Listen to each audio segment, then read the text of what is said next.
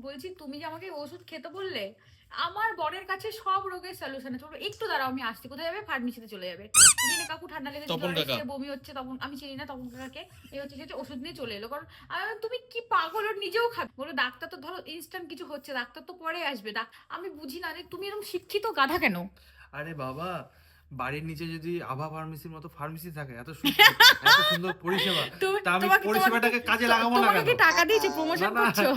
পরিষেবাটাকে আমি কাজে লাগাবো না কেন? তুমি কি প্রমোশন করছো? তোমার বাড়ির নিচে ওষুধের দোকান আছে? নেই তো? সৎ ব্যবহার নাকি করছি, আমি তুমি- সৎ ব্যবহার করি। তুমি- আমাদের তাই তো। আমাদের বাড়ির প্রত্যেকটা মানুষ সৎ হ্যাঁ ব্যবহার করে। ওইটাই তো। জিনগত। হ্যাঁ বর্মা বলছে কি, শোন এরা ডাক্তার দেখাবে না তা না, কিন্তু প্রথম দিন ওষুধ ওরা আভা ফার্মেসি থেকেই খাবে। কে আছে তপন জেঠু, তো তার কাছ থেকে প্রথম দিন ওষুধটা ওদের খাওয়া যায়। বাড়ির প্রত্যেকে, মানে ওর কাকা জ্যাঠা বা আমার শ্বশুরমশাই যখন ছিল তখনও, মানে প্রথম দিনের ওষুধটা ওখানে খাবে, তারপরের দিন ডাক্তার দেখাবে। এবার ডাক্তার তো আসতে হবে। এটা আমাদের বংশগত। হ্যাঁ, আমাকে ওই করে মারার তাল করছে, আমি খাবো না।